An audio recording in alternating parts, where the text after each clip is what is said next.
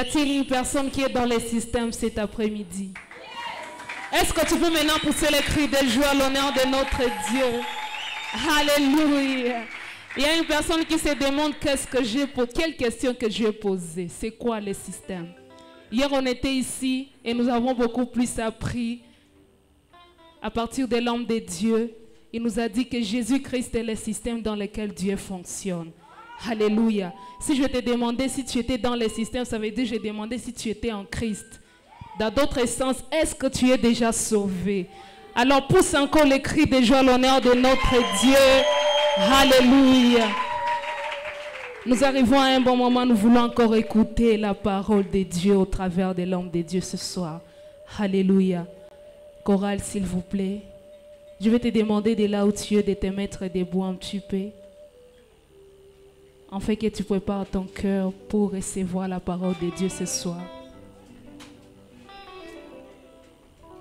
Alléluia.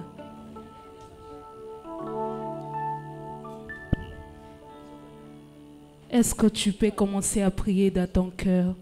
Demande au Saint-Esprit de t'aider encore à comprendre la parole de Dieu ce soir. Les choses que nous sommes en train d'apprendre ces derniers temps, par le Saint-Esprit, personne d'autre ne peut t'aider à les comprendre. Oui, bien sûr, tu peux lire la parole, tu peux avoir le temps où tu lis la Bible. Mais si le Saint-Esprit ne t'aide pas à comprendre, tu ne vas pas comprendre. Et nous voulons encore une fois lui dire qu'il est saint cet après-midi. Commence à demander à Dieu. Demande au Saint-Esprit de t'aider encore à comprendre la parole de Dieu ce soir. Ah, ceux qui ont compris, ils ont déjà commencé à prier. Est-ce que tu peux faire monter encore ta prière? Il est en train de t'écouter. Tu es dans le système. Dieu n'écoute les prières que de ceux-là qui sont... Demande que le Saint-Esprit t'aide encore à comprendre la parole de Dieu ce soir. Comprendre la parole de Dieu ce soir. Alléluia. Ils nous ont été dit hier que si nous sommes en Christ, et tout genre de prières que nous pouvons faire en Christ, il est là pour nous exaucer. Tu es sûr que tu es dans le système cet après-midi. Dis à Dieu, je ne vais pas quitter dans ces lieux tels que je suis venu. Dis Jésus-Christ, et pendant ces 12 jours où tu as envoyé ton serviteur afin de me parler de toi, pendant ces 12 jours où je suis en train de tomber encore une fois amoureuse de toi, je me réjouis qu'en ce jour tu me donnes encore un témoignage. Là où Jésus-Christ est prêché, il y a des miracles qui se font. Là où Jésus-Christ est prêché, il y a des vies qui doivent changer. Je demandais à un cœur de demander à ce que Dieu lui parle encore ce soir. Alléluia. Monte encore ta prière devant de Dieu ce soir.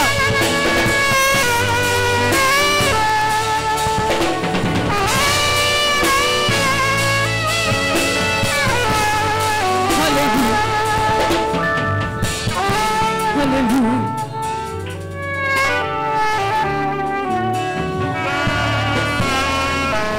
Il est le sang de sang, c'est Jésus. Il est le sang de sang, c'est Jésus. Nous voulons lui dire encore une fois, il est saint cet après-midi.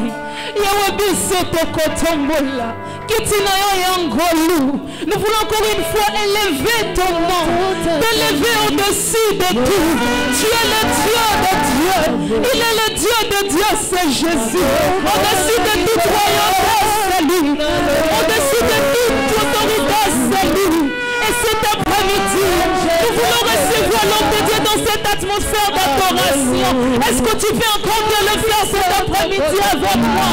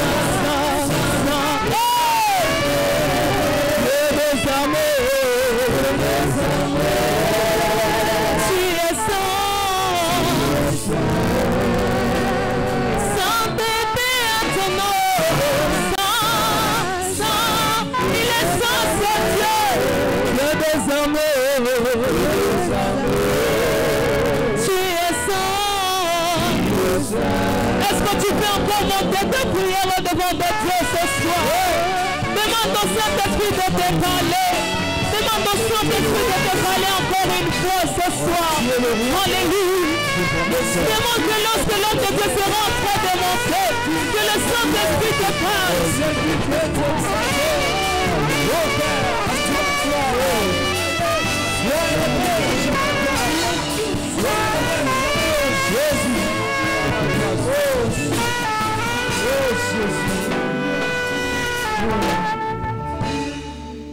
Nous voulons observer un moment de prière. Tunatafuta kupitisha muda wa maombi. Le Seigneur nous a secourus jusqu'ici. Metusaidia mpaka hapa. Il nous a fait beaucoup du bien et nous voici dans le 12e jour. Alitutendea mema mengi na tazama tuko katika siku ya 12. Je sais que ce soir, il va encore te faire beaucoup du bien. Najua jioni ya leo atakutendea tena mema mengi. Et sa présence est avec nous. Na uwepo wake uko pamoja nasi. Jésus-Christ est le système dans lequel Dieu manifeste sa divinité. Yesu Kristo ni mfumo ndani mwake Mungu anaonesha umungu wake. Et ce soir, nous sommes encore venus vivre sa présence. Na jioni ya leo tumekuja tena tuishi uwepo wake. Et il n'y a point de Dieu comme lui. Na hakuna mwingine Mungu aliye kama yeye. C'est pourquoi là où tu es, dis seulement à Dieu de parler à ton cœur encore une seconde fois. Ndio maana mali ulipoambia tena Mungu aseme na wewe kwa mara ya tena. Dis à Dieu de se révéler à toi. Ambia tena Mungu ajifunue kwako. Prions ensemble. Tuombe pamoja katika jina la Yesu. Nous avons besoin de vivre ta grâce. Nous avons besoin de vivre ta bonté, Jésus. Nous avons besoin de vivre ton amour ce soir. Que ta parole puisse édifier encore ton peuple. Nous voulons voir ta grâce illuminer nos cœurs et nos vies. Nous voulons sentir ta présence prendre contrôle de ce lieu. Nous voulons jouir de ton autorité ce soir.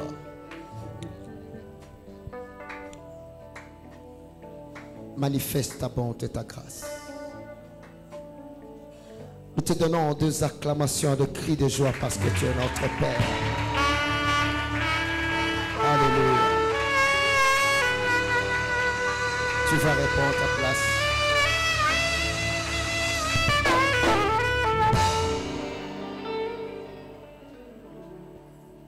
Est-ce qu'on peut acclamer pour nos musiciens au moment où ils sont en train de... Unawashangilia kwa ajili ya wapiga muziki wetu. Aujourd'hui, je vais commencer un peu tôt.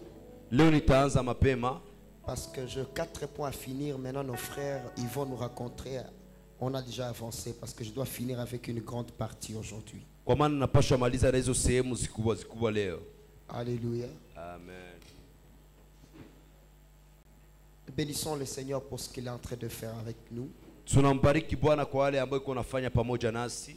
Et plusieurs personnes sont en train de témoigner le changement de leur foi et de leur fondement en Christ. Na watu wengi wako nenda nashuhudia mabadiliko ya imani yao na misingi yao katika Kristo. Vous savez, la force de l'évangile, c'est Jésus-Christ. Mnajua nguvu ya injili ni Yesu Kristo.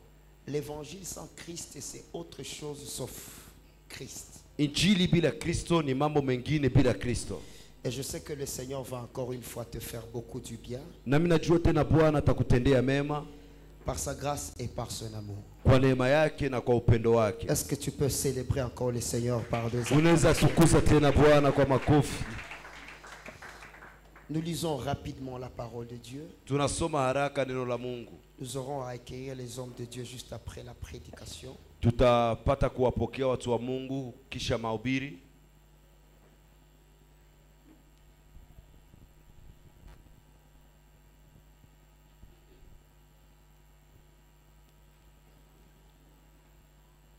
Nous sommes en train de finir le point sur comprendre les caractères de Dieu pour reconnaître un enfant de Dieu.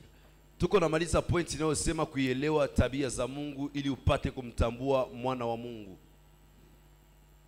Et j'espère par la grâce de Dieu aujourd'hui je vais terminer cette partie.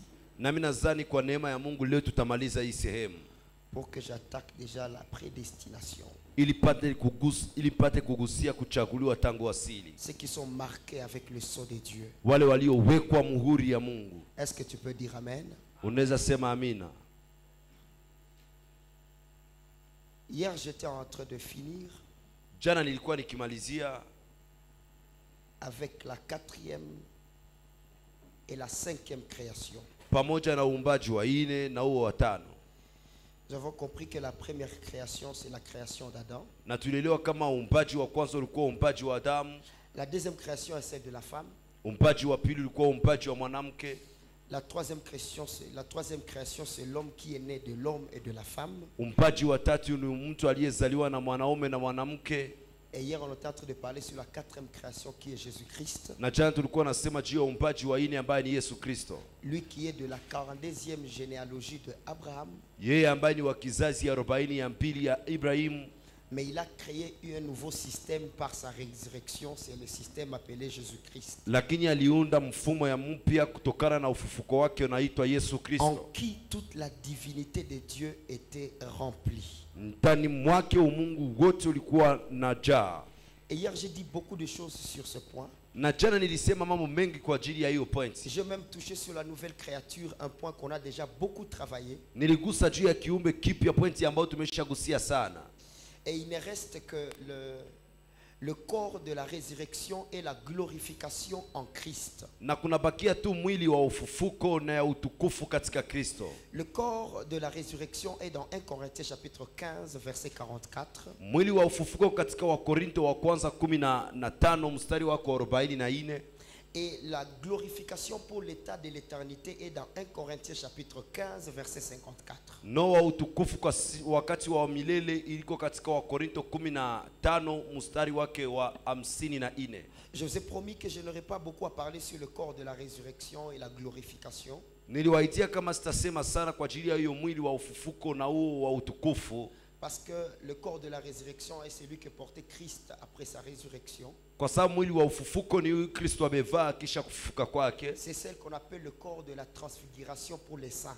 Ni yale wanaita mwili ya mabadiliko kwa watakatifu. C'est le corps qui permettra l'enlèvement de l'église. Ni mwili ambao itaruhusu kunyakuliwa kwa kanisa. C'est là que Paul est en train de dire nous qui sommes vivants nous serons transformés. Ni Paulo yuko nasema sisi tulio hai tutabadilishwa. Cette transformation ce sera maintenant de passer du corps corruptible au corps incorruptible.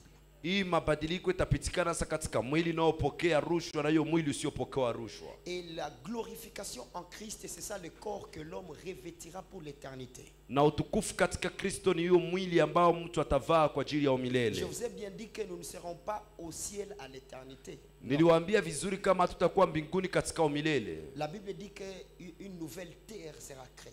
Biblia inasema dunia mpya itaumbwa. Et c'est dans cette terre là où nous habiterons. Na ni katika hiyo dunia ndio sisi tutakaa. Est-ce que quelqu'un peut dire amen? Pana mtu aseme amina. Dans cette terre là nous habiterons. Katika hiyo dunia ambayo tutakaa pour l'éternité.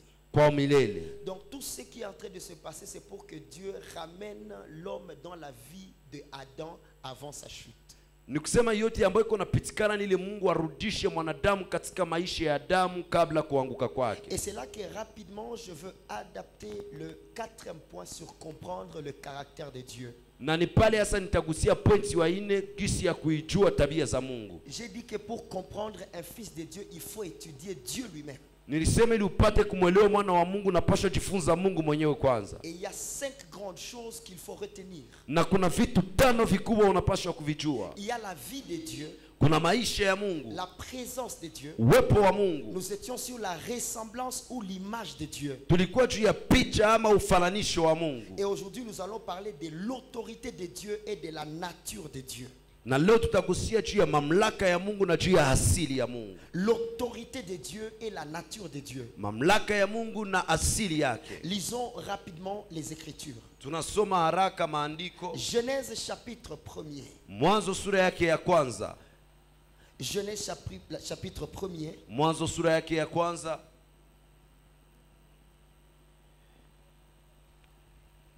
Le verset 26.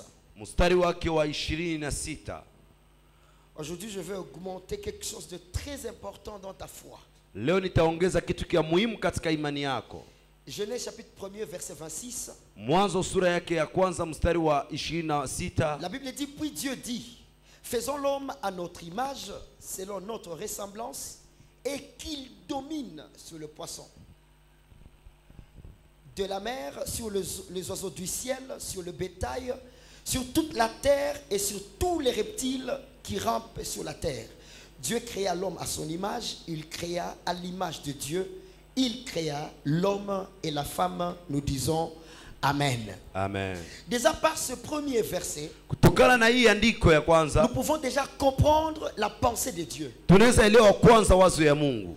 Tout ce qui est fait à l'image de Dieu yote yaliyofanyika katika uso wa Mungu doit conjuguer le pouvoir de la domination. Inapasha onesha nguvu za utawala. Et vous allez voir partout où l'esprit de Dieu est dans la chair. Na mtaona mahali pote ambao roho wa Mungu yuko katika mwili. Il y a la domination qui doit être dit là-bas. Panakuwa utawala ambao unapaswa semeka pale. Regarde même ce verset, Dieu dit créons l'homme à notre image afin qu'il domine. Angalia iandiko nasema Mungu akasema tumumbe mtu kwa sura yetu ili atawale. Ça veut dire la première chose qui fait approcher l'homme vers la nature de Dieu, c'est la domination. Nikusema kitu kia kwanza kinamfanya mtu azogelee hiyo asili ya Mungu ni utawala. Tu ne peux pas être à l'image de Dieu, être fils de Dieu et manquer la domination. Huwezi kuwa kwa sura ya Mungu kuwa mwana wa Mungu na ukose utawala. La domination en soi, utawala pekee, c'est la capacité d'exercer une autorité. Ni uwezo wa kuitumia mamlaka. Tout enfant de Dieu a le pouvoir d'exercer une autorité. Kila mtoto wa Mungu iko na uwezo ya kuitumia mamlaka. Et sans cette autorité, na ni kupitia hiyo mamlaka, où Dieu est en train de refléter sa gloire dans la vie de l'homme. Ambao Mungu anaionesha utukufu wake katika maisha ya mtu. Un croyant qui n'exerce pas l'autorité, ça veut dire il n'est pas en Christ. Muamini asiyoitumia mamlaka ni kusema haiko ndani ya Kristo. Parce que nous jouissons du pouvoir de Dieu. Kwa maana tunajifaidia hiyo nguvu za Mungu. Ce n'est pas quand nous prions ou quand nous jeûnons. Hapana wakati tunaomba wala tunafunga. Nous jouissons de ce pouvoir c'est quand nous sommes dans le système. Lakini tunaifrekeza uwezo lakini wakati tunakuwa katika mfumo. Et le système dont je vous ai enseigné c'est Jésus-Christ. Na hiyo mfumo niliowafundisha ni Yesu Kristo. En dehors de Jésus la divinité n'existe pas. Nyuma ya Yesu Kristo hakuna umungu. Et c'est pourquoi tant que tu n'as pas compris qui est Christ, tu écouteras parler de certains pouvoirs que toi tu ne peux pas utiliser. Na wakati hujajua nani Kristo utakuwa nasikia wanazitumia nguvu ambao wewe hujui. C'est pourquoi même quand Jésus commence son ministère, ndio maana wakati Yesu anaanza huduma yake, la Bible dit cet homme parle de la même loi que nous. Biblia inasema mtu alikuwa anasema sheria kama sisi. Mais la seule différence est qu'il utilise l'autorité. Lakini utofauti ni kwa maana anatumia mamlaka. Jusqu'au point où même les démons lui obéissent. Kiwango kwamba hata mapepo nayo inamtii. Ça veut dire un enfant de Dieu doit jouir de l'autorité de Dieu. Nusema mtoto wa Mungu anapaswa ifurahikia hiyo mamlaka ya Mungu. En lisant Matthieu chapitre 28. Na kuisoma Mathayo 28. Nous y allons rapidement. Matthieu chapitre 28. Tunaenda haraka Mathayo 28. Matthieu chapitre 28. Mathayo 28. Jésus est en train de dire ceci. Yesu Kristo yuko anasema hivi.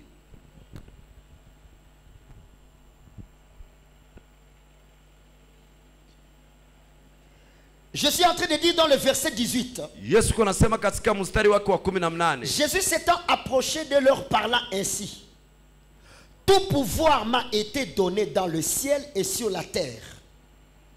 Donc Christ, il est en train de révéler qu'il est le conservateur du pouvoir de Dieu. Ni kusema Kristo alikuwa iko nafunua kama ni yeye anayeichunga hizo nguvu za Mungu. Et quiconque est en Christ doit jouir de ce pouvoir-là. Na kila mtu aliye ndani ya Kristo anapaswa ifurahikia hiyo uwezo. Nous ne sommes pas en Christ pour subir, mais nous sommes en Christ pour imposer. Hatuko ndani ya Kristo ili tupate kupitia, lakini tuko ndani ya Kristo ili tupate C'est kushurutisha. pourquoi si tu ne comprends pas le mystère du christocentrisme, il y a d'autres dominations qui seront sur toi. Na kama hujatambua au yaijua hizo siri za zinaokazia juu ya Kristo, kuna kwa wengine utawala itakuwa juu yako. Même le diable connaît que quiconque est en Christ, il a le pouvoir d'ordonner.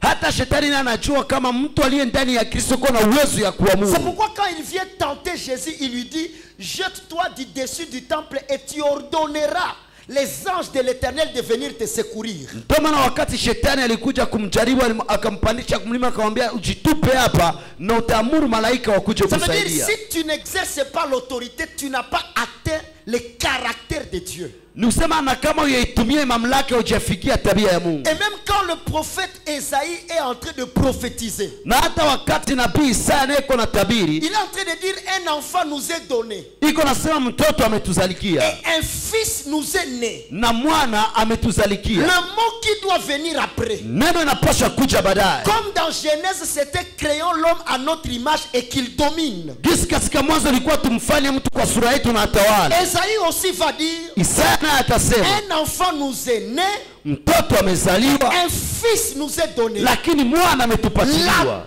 domination reposera sur son épaule. Utawala itapumzika mabegani mwake. Partout où Dieu vit, là il y a la domination. Musa mahali pote Mungu anaishi panakuwa utawala. Est-ce que quelqu'un là ce soir pour dire amen? Bwana mtu aliye hapa jioni aseme amina. Partout où Dieu passe, il domine. Mahali pote Mungu anapita anatawala. C'est pourquoi il dit dans Psaume: n'ai-je pas dit que vous êtes des dieux même si vous mourrez comme des hommes? Ndio maana amesema katika Zaburi, sikusema kama mko wa Mungu hata mnakufa kama watu. Il n'y a pas un système puissant et solide comme l'église. Hakuna mfumo ya nguvu kama vile kanisa. Parce que nous revêtons l'autorité de Dieu. Kwa maana tunavikwa hiyo mamlaka ya Mungu. Et il y a des problèmes que nous avons. Na kuna ingine tatizo tunakuwa Nous nazo. attendons la main de Dieu alors que c'est nous qui ne jouissons pas de notre autorité. Tunasubiri mkono wa Mungu japo sio si tunayoifaidia hiyo mamlaka. C'est pourquoi vous allez voir quand Paul est en train de prêcher, Ndio maana mtaona wakati Paulo yuko na ubiri, il dit ici je vous parle de la part de l'Éternel, mais ici c'est à ma parole. anasema hapa nawaambia mausia ya Bwana lakini hapa ni neno langu. Un enfant de Dieu doit savoir exercer l'autorité de Dieu. Mtoto wa Mungu anapaswa jua kuitumia mamlaka ya Mais Mungu. comment exercer une autorité que tu ne connais pas? Asa namna gani ya kuitumia mamlaka usiyojua? Avant de t'enseigner sur l'autorité de la terre, je te ramène d'abord au ciel. Mbele ya kufundisha juu ya mamlaka hapa duniani, acha nikupeleke kwanza Vous mbinguni. allez voir la Bible est en train de dire dans Colossiens, Mtaelewa kwanza Biblia iko nasema katika Wakolosai, dans le livre de Colossiens chapitre 1er verset 16. katika kitabu ya Wakolosai sura yake ya kwanza mstari wa 16. Écoute ce que dit la parole de Dieu. Sikia ile anasema neno la La Mungu. Bible déclare ceci: Biblia inasema hivi: car en lui ont été créées toutes les choses qui sont dans les cieux et sur la terre, kwa sababu ndani mwake umeumba kila kitu kilicho mbinguni na kilicho duniani, les visibles et les invisibles. kinachoonekana na kisichoonekana. Regardez ce qu'on va citer. Angalia yale ambao On watataja. va citer les trônes, Watataja enzi, on va citer la dignité, watataja heshima, on va citer domination, watataja on utawala, va citer autorité. watataja mamlaka. Tout a été créé par lui et pour lui. Yote yaliumbwa kumpitia na ndani yake. Ça veut dire avant la rébellion de Lucifer, Ni kusema mbele ya hiyo uasi wa Lucifero, que ça soit les dominations, haijalishi utawala, que ça soit les autorités, haijalishi ça mamlaka, faisait partie du pouvoir de la création de Dieu. ilikuwa mojawapo ya nguvu ya uumbaji wa Mungu. Maintenant quand Lucifer s'est rebellé, Hata wakati shetani alifanya uasi, il ne pouvait pas toucher le trône hangeligusa enzi, parce que c'était le lieu de la gloire de Dieu. kwa maana ilikuwa mahali pa utukufu wa Il ne Mungu. pouvait pas toucher les dignités Hangeligusa heshima, parce que son cœur était rempli de l'orgueil. kwa maana roho yake ilikuwa na jaa Mais la kiburi. dimension qu'il n'a pas ratée, Lakini kiwango ambao hakuponyoka, il a pris soin de ravir l'autorité et les dominations. Alichukua vizuri kupata kunyang'anya utawala na Parce qu'il savait que c'est là où commence l'exercice du pouvoir de Dieu. Ni kwa sababu alijua kama pale ndio panaanza matumikio ya nguvu za Mungu. Pourquoi avant la mort de Christ, Ndio maana mbele ya kufa ya Kristo, la Bible lui dit que nous savons tous que le diable est le roi de la terre. Biblia inasema tunajua sote kama shetani ni mfalme wa Vous dunia. allez vous poser la question, pourquoi alors qu'il n'a rien créé? Mtajiuliza kwa nini japo hakuumba kitu? C'est parce qu'il avait corrompu les autorités et les principautés. Ni kwa sababu aliwakorofisha wenye mamlaka na wenye nguvu. Les dominations sont des esprits.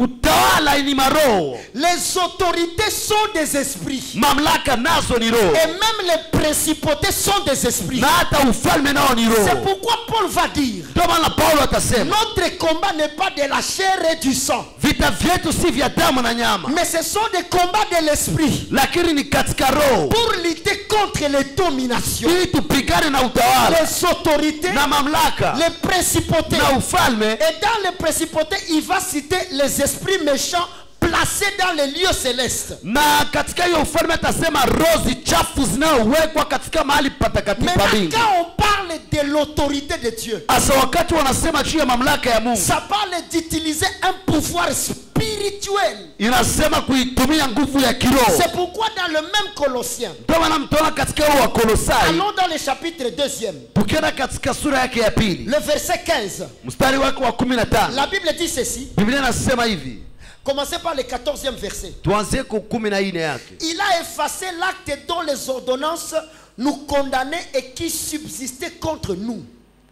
Alifuta tendo ambao mashitaka ilikuwa kituhukumu na ilikuwa inatawala kwetu. Il l'a détruit en le clouant à la croix. Aliharibu kwa kuitundika msalabani. Ça veut dire, Ni kusema c'est le pouvoir de domination de l'autorité des principautés qui exerçait les ordonnances de condamnation. ni kusema ni hizo nguvu za mamlaka za utawala na hizo ufalme zilikuwa natumia hiyo mamlaka ya mashitaka. Ça veut dire tu ne peux pas condamner une chose tant que tu n'as pas récupéré ton pouvoir. Ni kusema hauwezi hukumu kitu kabla hujaichukua nguvu zako. Maintenant, aucun homme n'avait le pouvoir d'aller récupérer cette autorité. Na sasa hakuna mtu ambaye alikuwa na uwezo ya kwenda kamata hiyo mamlaka. Maintenant, il est venu lui-même sous la forme de la chair. Hasa alikuja mwenyewe katika hali ya mwili. J'aime la Bible dit quand il est monté à la croix. Napenda wakati Biblia inasema wakati alipanda Le msalabani. verset 15. Mstari wa 15. Il a dépouillé.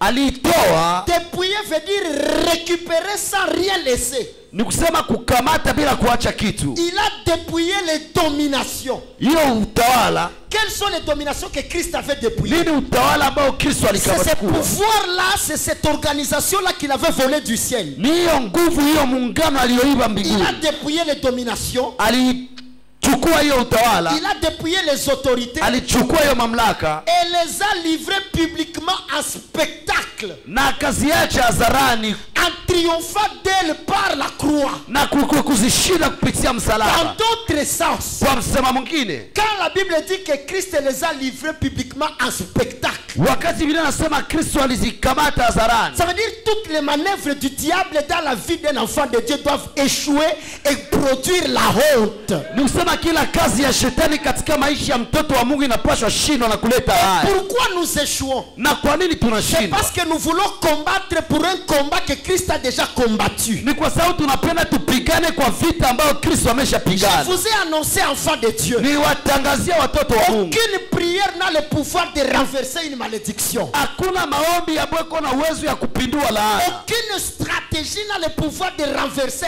un hôtel. Hakuna mkakati ambayo iko na uwezo ya kuipindua Le madhabahu. seul et l'unique Mmoja na pekee dont la Bible déclare ambaye Biblia inatangaza, par un homme la mort est entrée kwa mtu mmoja mauti et par iliingia un homme la vie est entrée. na kwa mtu mmoja uzima C'est uliingia. seulement Jésus-Christ Ni Yesu Kristo tu qui a le pouvoir de renverser toute autorité dans ta vie. ambaye iko na uwezo ya kuipindua kila mamlaka C'est katika maisha pourquoi il yako. va dire Ndio maana atasema dans l'évangile de Marc, katika injili ya Marko, tout pouvoir m'a été donné kila uwezo wote nimeupewa. Il ne parle pas du pouvoir du ciel. Hasema juu ya huo uwezo wa Parce mbinguni. que la Bible dit en le croix à la croix. Inasema kwa kuitundika msalabani. Il est parti dépouiller les dominations et les autorités. Alienda ichukua hiyo mamlaka na Donc il utawala. avait dit au diable, Aliambia shetani, ramène-moi tout le pouvoir que tu as pris. nirudishie uwezo wote Et uliouchukua. il n'est pas monté avec ses pouvoirs au ciel. Na kupandana hiyo uwezo mbinguni. Il a dit, Alisema, le pouvoir que j'ai récupéré du diable, uwezo nilioichukua kwa shetani. c'est à vous que je le donne. Ni kweli nini Il nawapatia? n'est pas là, c'est à vous que je le donne. Ni nini nawapatia hayo? Parce qu'il n'y a pas de pouvoir à exercer au ciel. Kwa sababu hakuna uwezo ya kutumia Le mbinguni. pouvoir s'exerce sur terre. Uwezo natumia duniani. Et en nous donnant ce pouvoir, Na kwa kupatia hiyo uwezo, c'est là maintenant qu'il va dire, ni pale atasema, tout ce que vous allez lier sur terre yote mtakaofunga duniani sera lié au ciel. itafungwa mbinguni. Le ciel n'a plus le pouvoir à nous donner. Mbingu hazina nguvu za Le kutupa. ciel attend que nous déclarons Mbingu zinachunga tuamuru afin qu'il nous accompagne dans l'exécution. ili pate kutusindikiza J'étais katika en train de utimilifu. déclarer sur ta vie. Niko natangaza juu ya maisha Par ta yako. parole, les échecs vont tomber. Kwa neno lako kushindwa Par ta vitaanguka. parole, les blocages vont tomber. Kwa neno lako vifungo Parce que tu vitaanguka. as l'autorité en qui? Kwa maana uko na mamlaka Est-ce katika que tu peux acclamer Jésus-Christ? unaweza shangilia Yesu Kristo. C'est comme ça que ça s'est passé. Ni hivi ilipitikana. Écrit, notez bien. Andika vizuri. Le ciel ne nous doit rien. Mbingu hazitudai kitu Au-delà de l'identité comme fils de Dieu. isipokuwa hiyo jina ya mwana wa Mungu. Il y a d'autres choses que nous attendons du ciel. Et c'est là que beaucoup de gens tombent dans la déception spirituelle. Kuna kuwa vitu vingine ambavyo tunasubiri mbinguni, ni kwa hiyo natuma watu wengi wanaanguka katika kuvunjika moyo kiroho. Vous ne recevez pas ce que vous priez, c'est parce que vous priez mal. Mnaomba yale ampokee yale mnayoyaomba kwa maana mnaomba vibaya. Tu comprends maintenant cette écriture là? Mnaelewa sasa hii andiko? C'est parce que tu es en train d'attendre un pouvoir qui vient du ciel, un pouvoir que toi tu as.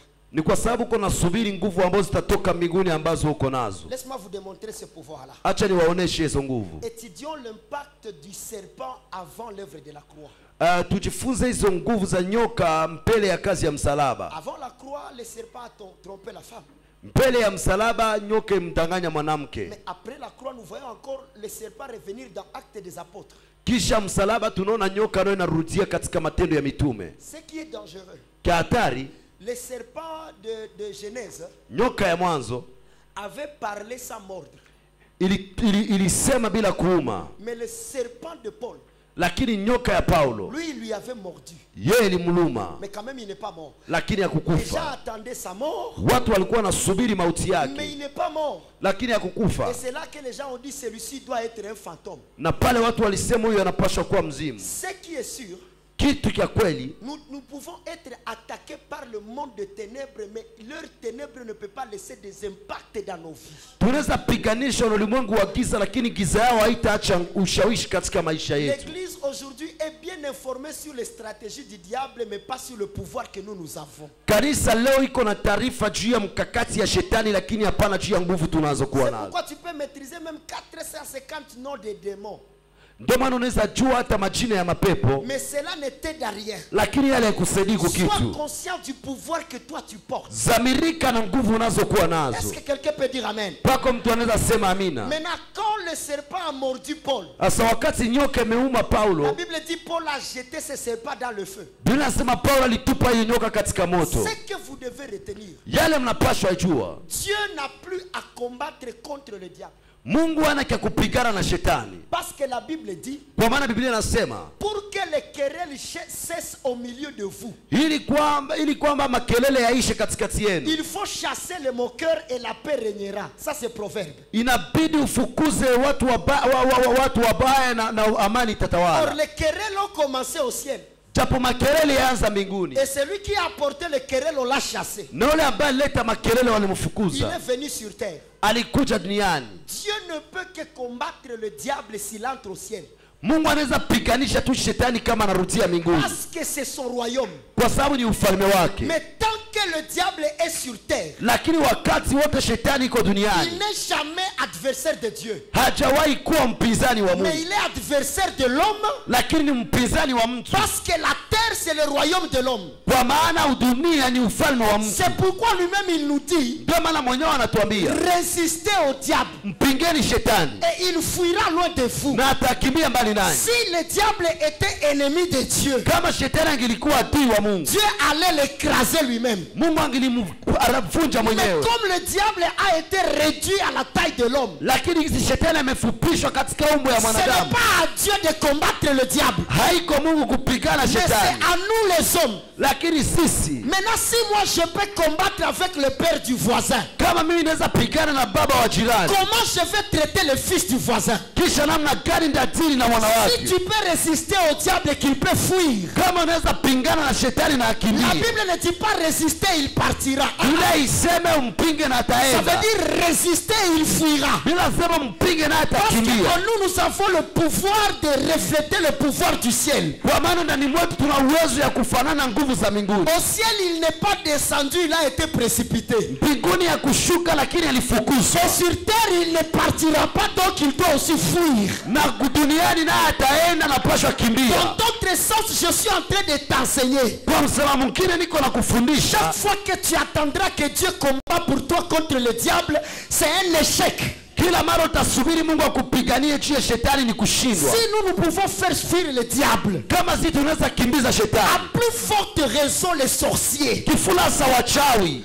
Mais chef, je ne sais pas si vous comprenez ce que je suis en train de vous dire. Ndugu zangu, sijui kama mnaelewa yale niko Le problème nawaambia. n'est pas l'enseignement, Tatizo sio mais mafundisho, c'est être conscient de ce qu'on t'enseigne. lakini ni kuzamirika yale wanayokufundisha. Tout changement commence par la prise de conscience. Mabadiliko yote yanaanza na Je kuzamirika. suis en train de t'enseigner que tu n'es pas n'importe qui. Niko na kufundisha kama uko mtu wa kawaida, Parce que même dans la prophétie, kwa sababu hata katika unabii la Bible dit, et la postérité de cette femme, Biblia inasema na kizazi cha il mwanamke t'écrasera la tête. itakuponda kichwa. Dans d'autres sens, Kwa msema mwingine, le diable ne connaît rien de ton avenir. shetani hajui kitu juu ya ujio Il wako, maîtrise seulement les informations qui sont en dessous de ton pied. anajua tu taarifa zilizo chini ya mguu Et wako. c'est là que l'apôtre Guy avait dit, Na ni pale hapa mtume alisema la seule chose que le diable connaît de ta vie, kitu kimoja ambacho shetani anajua c'est maisha le yako numéro de ta chaussure. ni namba ya kiatu chako, Parce que c'est là où il est. ni kwa sababu ni pale iko. Dieu ne peut pas écraser le diable. Mungu hawezi kanyaga C'est shetani, à nous d'écraser le diable. ni sisi kukanyaga Et je shetani. déclare ce soir, Na mimi natangaza hii par jioni, l'autorité que nous avons en Christ, kwa mamlaka tuliyo nayo ndani ya tu Kristo, peux écraser tout ce qui n'est pas bon sur ton chemin. unaweza kanyaga yote sio kwa njia Voilà la yako. prophétie qui déclare, Ona unabii unaosema, qui es-tu grande montagne? nani uko mlima mkubwa Devant Zorobabel, mbele ya Zorobabeli tu seras aplani. Je utasawanishwa. vais vous dire une chose. Tawaambia kitu Les kimoja, enfants de Dieu wana wa Mungu ont la foi pour déplacer les montagnes, wako na imani ya kuondoa mais milima, les fils de Dieu lakini wana wa Mungu ont l'autorité pour aplanir les montagnes. wako na mamlaka ili wapate kusawanisha mlima. Une montagne déplacée peut se redéplacer. Mlima ambao uliosogezwa inaweza jisogeza Mais une tena, montagne aplanée est délocalisée. lakini mlima iliyosawanishwa unapotezwa. Pourquoi Paul, Ndio maana en Paulo tant que fils de Dieu, kuwa kama mwana wa Mungu il n'a pas besoin de la clé pour ouvrir la prison. hana haja ya funguo ili afungule Mais il gereza, brise les murs pour effacer les traces de la prison. lakini anavunja kuta ili apoteze gereza, Parce que si on ouvre la porte, kwa sababu kama anafungua il mlango pouvait sortir, mais la prison reste prison. anaweza toka, lakini gereza anabakia Mais gereza. quand il écroule les murs, Lakini wakati anapomoa ça veut viwambazi, dire il n'y a plus de prison. ni kusema hakuna Nous gereza. sommes de la race de Samson. Tuko kizazi ya Nous Samsoni, pouvons arracher les portes de Gaza. tunaweza ondoa milango ya Et Gaza. depuis ce jour-là, Na tangu hiyo siku tout le monde pouvait entrer et sortir comme il veut. kila mtu anaweza ingia na kutoka Je kisi déclare anataka. sur ta vie Natangaza juu ya maisha que tu yako sois revêtu de l'autorité de Christ, uvikwe hizo nguvu za Kristo afin que tu exerces le pouvoir du ciel. ili utumie nguvu za mbinguni. Regardez la troisième partie de la prière. Angalia tunaendea sehemu ya tatu ya maombi. Notre Père qui es aux cieux. Baba yetu uliye mbinguni. Deuxième partie, que ton nom soit sanctifié. Jina lako litukuzwe. Mais la troisième partie, Lakini sehemu ya tatu, que ton règne vienne. ufalme wako uje. Que ton règne vienne. Ufalme wako Or, uje. le Christ qui est au ciel, Japo Kristo aliye mbinguni c'est le type de notre Père. ni alama ya Mungu Baba yetu. Il est mort pour nous sanctifier. Alikufa ili atutakase. La seule chose qui reste, Kitu kimoja c'est kinabakia le retour du pouvoir. ni kurudisha hiyo mamlaka. Or, les épîtres sont en train de dire, Japo waraka iko nasema en Christ, ndani ya Kristo nous exerçons tunaitumia le mandat d'un ambassadeur. tunaitumia hiyo kazi ya mbalozi. Que veut dire un ambassadeur? Nini kusema mbalozi? C'est quelqu'un qui représente un pays dans un autre pays. Ni mtu anayewakilisha nchi ndani ya nchi. Nous représentons le ciel sur terre. Tunawakilisha mbingu katika dunia. Quelqu'un qui rencontre un fils de Dieu. Mtu ambaye anakutana mwana wa Mungu. C'est comme un meurtrier qui entre dans la ville de refuge. Ni kama vile muuaji anaingia katika mji wa makimbilio. Nous devons être une porte de restauration. Tunapaswa kuwa mlango ya marejesho. Nous ne devons pas subir la destruction comme les autres. Hatupaswa pitia uharibifu kama Et wengine. la parole déclare, Na neno linasema les uns se fient à leur char, wamoja wanaamini farasi les autres à zao, leurs chevaux. wengine magari yao, Nous, lakini nous nous sisi confions en l'Éternel. tunamtumainia Bwana. Et la Bible augmente, Na Biblia inaongeza l'élévation ne vient ni de l'Orient, kuinuliwa kutoki ni mashariki de l'Occident, wala magharibi, mais l'élévation vient de l'Éternel. lakini kuinuliwa inatokana na Ça veut dire Mungu. quiconque est en Christ, Nasema kila wote aliye ndani ya il Kristo est élevé sans demander l'élévation. anainuliwa bila kuomba kuinuliwa. Quiconque est en Christ, Kila aliye ndani ya il Kristo est victorieux avant le combat. iko ushindi mbele ya Nous vita. ne combattons pas pour la victoire, Pigani juu ya ushindi, mais nous combattons dans la victoire. lakini tunapigana ndani ya ushindi. Christ est en nous, Kristo ndani mwetu, l'espérance de la gloire. matumaini ya Est-ce que tu utukufu. peux célébrer Jésus Unaweza mtukuza qui Kristo nous a confié l'autorité? yule ambaye alitupatia mamlaka. Tu n'es pas n'importe qui. Hauko mtu wa kawaida, Tu n'es pas n'importe qui. hauko mtu wa kawaida. Touche ta poitrine et dis-le, je ne suis pas n'importe qui. Gusa kifua chako, sema siko mtu wa kawaida. C'est pourquoi après cet enseignement, Ndio maana kisha hii mafundisho, il y a d'autres bêtises que je ne veux pas recevoir à mon bureau. pana ingine makosa sitapokea kwenye ofisi yangu. Parce que si tu ne sais pas utiliser ton pouvoir, ça te regarde. Kwa maana kama hujui tumia nguvu zako, mamlaka yako vinakuona. Tu dois maintenant croître dans la foi. Unapaswa komaa sasa katika imani. Est-ce que quelqu'un l'a pour...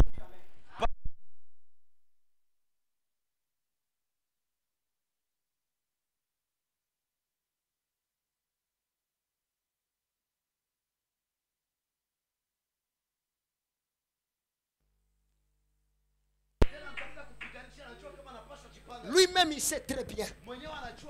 Quand je vais toucher Noé, je dois bien me préparer Napaswa jiandaa vizuri parce qu'il connaît qui il est. kwa sababu anajua nani iko. Je vous ai dit toujours la force du diable Niliwaambia kama nguvu ya shetani est cachée dans l'ignorance. inafichwa katika ujinga. C'est pourquoi depuis qu'il a précipité, il ne s'est jamais révélé à ces gens. Ndio maana wakati wote alifukuzwa hajawahi jifunua kwa watu Même wake. quand le prophète de Baal l'appelle, il ne vient pas. Hata kama wakati wanabii wa Bali wanamuita Mais le hajakuja. nôtre à nous, Lakini kwetu sisi il a pris le pouvoir de quitter le ciel. alikamata uwezo ya kutoka Et mbinguni il est venu sur terre. na alikuja Et duniani il a marché au milieu de na nous. alitembea katikati Le yetu. diable a sa force dans l'ignorance. Shetani iko na nguvu yake katika ujinga, Et pour montrer qu'il est vraiment fort dans l'ignorance, na ili kuonesha kama iko nguvu katika ujinga, il veut pousser Adam à avoir l'image de Dieu alors qu'il était déjà à son image. anapenda sukume Adamu kuwa na sura ya Mungu japo alikuwa kwa sura Parce que yake, Dieu a déjà dit, créons l'homme à notre image, kwa sababu Mungu ashasema tumfanye mtu kwa à sura notre yetu, ressemblance. kwa umo yetu. Et puis le diable lui va dire, Kisha shetani si atasema vous mangez le fruit, kama mnakula tunda vous serez comme lui. mtakuwa kama Comment yeye. vous serez comme lui et vous êtes déjà lui? Kama namna gani mtakuwa kama yeye na mko La yeye? seule chose qui trouble le diable, Kitu kimoja kinamsumbua c'est shetani la connaissance. ni ujuzi. Parce que la Bible dit, Kwa maana Biblia tu nasema étais un chérubin protecteur. ulikuwa mkerubi mlinzi. Or kérubim en hébreu c'est connaissance. Japo kerubim katika Kiebrania ni maarifa. Et c'est le chérubin qui transportait la gloire de Dieu. Makerubi walikuwa wanabeba Ça veut utukufu dire wa la Mungu. puissance de Dieu ne se transporte pas dans la prière. Nusa nguvu za Mungu hazipeleki katika La maombi. puissance de Dieu elle se transporte dans la connaissance. Nusema nguvu ya Mungu inabebwa katika Osée ujuzi. chapitre 4 verset 6. Hosea 4:6 yake. Mon peuple périt Taifa yangu par linaangamia manque de kwa connaissance. kukosa maarifa. Je ne vois pas un homme puissant en connaissance et devenir faible en esprit. Sioni mtu wa nguvu katika maarifa na kuwa mdhaifu Jean kiroho. est en train de déclarer. Yohane iko nasema, Mon père envoie son esprit là où il y a sa parole. baba yangu iko natuma roho yake mahali Et panakuwa neno la lake. parole c'est la connaissance. Na neno lake ni ujuzi, Tant maarifa. que tu n'as pas la connaissance, Wakati hauna maarifa, tes prières n'ont pas d'impact. maombi yako haina nguvu. Parce qu'il y a d'autres niveaux de prière Kwa maana kuna ingine kiwango ya où maombi nous ne devons pas parler, ambao hawezi omba, mais nous devons seulement réfléchir. lakini tunapaswa waza. Parce que la Bible dit j'ai des pensées pour toi. Kwa maana Biblia inasema niko na Ça mawazo veut juu dire yetu. toute création commence par la pensée. Nusema kila maumbaji unaanzia kupitia Et quand mawazo. tes pensées sont affectées par la connaissance, Na wakati mawazo yako yanapitiwa na ujuzi, tes réalisations seront à la taille de ta connaissance. yale utakayofanya itakuwa kwa kiungo ya mawazo Est-ce que yako. quelqu'un peut dire j'aime la connaissance? Pako mtu anasema napenda maarifa. Faites attention avec une église là où il y a la connaissance. Fanya angalisho na kanisa na ndani mwake mnakuwa maarifa. Le diable ne touche pas les portes de l'église, Shetani hagusi milango ya kanisa, mais il attaque les fondements. lakini anagusa misingi. Pourquoi la parole déclare Ndio maana neno et linasema les séjours des morts na milango ya kuzimu ne prévaudront point haitakuwa na nguvu sur les fondements. juu ya misingi. Je vous ai dit une chose, Niliwaambia kitu une kimoja, erreur dans les fondements makosa katika misingi a des répercussions dans le niveau de la maison. inakuwa na marudio yake katika kiwango cha On nyumba. peut modifier les murs de la maison mais jamais la fondation. Wanaweza badilisha kuta vya nyumba lakini hapana misingi. Quand il y a des erreurs dans la fondation, Wakati pako makosa katika misingi, la maison va les subir. nyumba yote itaipitia. On nous a montré Jésus là où on doit fuir les attaques du diable. Walituonesha Yesu mahali ambapo tunapaswa kukimbilia vita En vya Christ, nous shetani, devons venir et arrêter le diable. lakini ndani ya Kristo tunapaswa kuja na kusimamisha Tu dois shetani. prendre conscience de qui tu es. Unapaswa kusamirika nani huko. Lève la main et dis l'autorité de Dieu. Inua mkono wako useme mamlaka ya Mungu. Maintenant la question, Sasa swali, comment exercer l'autorité de Dieu? Namna gani kuitumia hizo uwezo wa Mungu? Comment?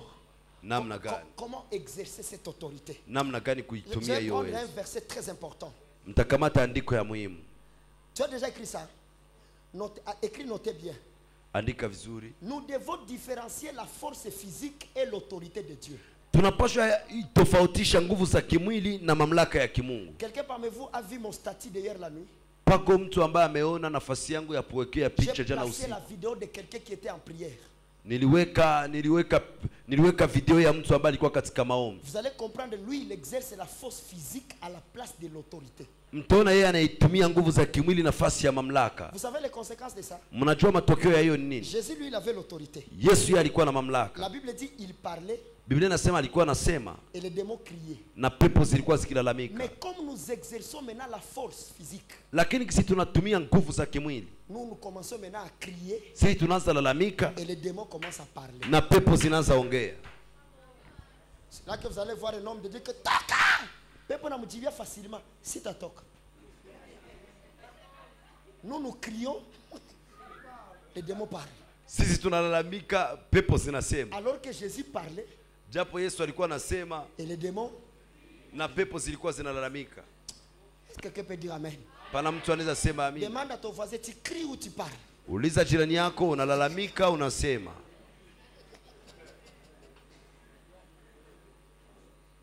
La Bible dit, Biblia inasema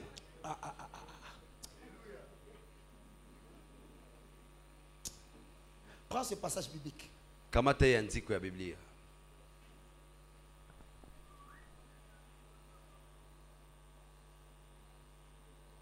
Marc chapitre 16. Marko 16. Commençons d'abord par le verset 16. Tuanzie kwanza kwa hiyo mstari wake wa Ça dit 16. ceci. Inasema hivi: C'est lui qui croira Yule atakayeamini et qui sera baptisé na atakayebatizwa sera sauvé. ataokoka. Et si celui qui ne croira pas, Na yule ambaye hataamini il sera condamné. Maintenant, après que tu aies cru, ni kusema kisha wewe kuamini. le verset 17 est très dangereux. Hii mstari wa 17 ni hatari. Voici Tazama les miracles ishara qui accompagneront zitakaofuatana ceux qui auront cru. na wale watakaoamini. Ici, je rentre d'abord à l'école. Hapa narudia kwanza kwa masomo. Différencier virgule et point virgule.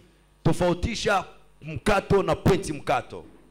Virgule, Mkato ça veut dire on respire pour continuer la même idée. ni kusema wanapumua ili wapate kuendelesha hiyo wazo. Je donne ces détails avant d'expliquer le verset parce que c'est important. Na pana hii maelezo ili nipate kufasiria andiko kwa maana ni muhimu. Mais quand on met point virgule, Lakini wakati wanaweka pointi ça veut mkato dire on continue à expliquer ni kusema wanaendelea kufasiria l'idée qu'on avait introduite. ile wazo ambao walianza. C'est ça point virgule. Ni yale pointi mkato. Est-ce que vous êtes en train de me comprendre?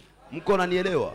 On peut maintenant entrer dans ce verset-là. Tunaweza ingia sasa katika hii C'est andiko. pourquoi pour comprendre les Écritures, il faut aussi être intelligent. Ndio maana ili upate kuelewa maandiko inabidi uwe nawe na akili. Parce que l'arche ne monte que par le mouvement de l'eau d'en bas et l'eau d'en haut. Kwa maana safina inapanda ni kutokana na mwendo ya maji ya juu na ya chini. Ujuzi ya watu na ya Mungu vikikutanana, kitu kinanyanguka.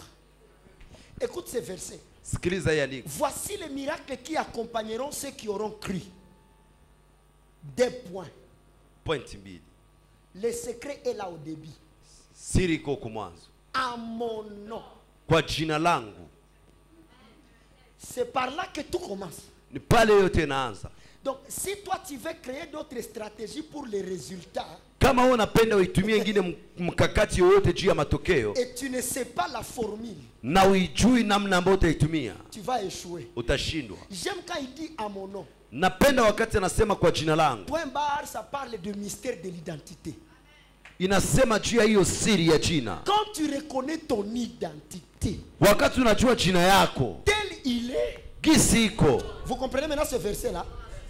Ça veut dire si tu n'as pas Christ, Ni kusema kama huna Kristo tu n'es pas dans le système. hauko ndani ya hiyo Je vous ai mfumo. parlé des fils de Skeva. Niliwaambia juu ya wana wa Skewa. Ils ont commencé à crier sur les démons. Walianza lalamika juu ya pepo Et les démons ont dit, na pepo zilisema, Paul nous le connaissons. Paulo tunamjua Et Jésus nous le connaissons. na Yesu tunamjua. Mais vous, Sasa nyinyi vous êtes qui? muko wa nani? Ça veut dire tout ce que tu fais, ça, le nom de Christ est inconnu dans le monde du diable. Ni kusema kila kitu utakachokifanya katika bila jina ya Kristo haijulikane katika Et dunia les ya démons shetani. ont le droit de te résister. Na pepo ziko na haki ya La Bible dit kukupiganisha à mon nom, kwa jina langu.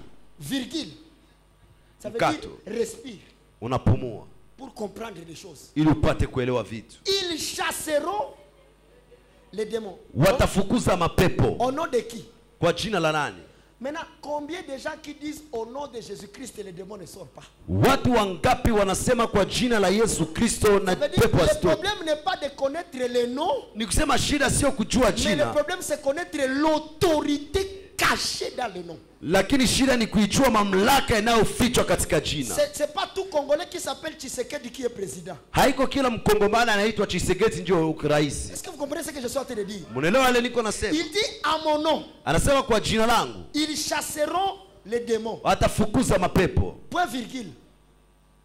À mon nom, Kwa jina langu ils parleront de nouvelles langues. watasema lugha zipya. Maintenant, je vous pose la question. Hasa nauliza swali, Comment parler une nouvelle langue au nom de Jésus?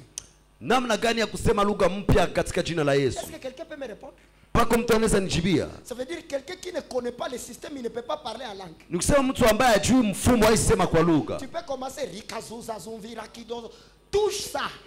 Hiyo vyote Si tu n'es pas dans le système, kama uko ndani ya mfumo tu te trompes pour rien. unajitanganya kubure. On a dit chamusha.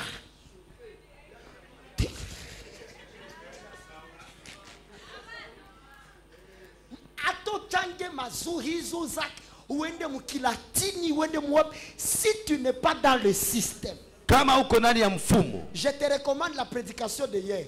na kuambia Va utachukua sur le compte YouTube, c'est marqué du saut divin, jour 11. C'est écrit révélation du système entre parenthèses Jésus-Christ. Suis cet enseignement-là et tu vas comprendre ce que je suis en train de dire. Fuata ile mafundisho utelewa yale niko nasema. Tout ce que tu peux faire sans connaître Christ, Yote unaweza fanya bila kumjua Kristo. tu te fatigues pour rien. Unachokea bure. Je vous dis, tu te fatigues. Unachokea Na bure. nilipana mfano. Yesu Kristo maisha yetu kwa vile serumu. Wewe itika tu iingie. Hiyo peke tena tafuta kwenye malaria iko, kwenye tifoide iko, na unapona. Hawambiake serumu pita huko. Hiyo peke itenda kule. C'est pourquoi tout ce qu'on peut te prêcher, Yote wanaweza kuhubiri. tant qu'on ne t'a pas rendu conscient de Jésus-Christ, Wakati hawa ya kuzamirisha juu ya Yesu Kristo. unachokea. Tutafanya maenseignement sur les hôtels, tutafanya maenseignement za modele yote, mais tant que le christocentrisme Lakini wakati kinachokazia n'est juu ya pas Kristo entré dans l'évangile, haikuingia katika injili, les chrétiens vont briser, Wakristo et watavunja seront encore liés. na watafunga Mais tena. si tu prends conscience de Christ, Lakini kama unazamirika juu ya si Kristo, tu connais seulement ce que tu es en lui, kama unajua nini tu uko ndani tu mwake, deviens une personne très dangereuse. unakuwa mtu wa hatari sana, Très dangereuse. hatari sana, Parce que c'est en Christ où il y a la liberté. kwa sababu ni ndani ya Kristo mnakuwa huru. Vous connaîtrez la vérité. Mtaijua ukweli.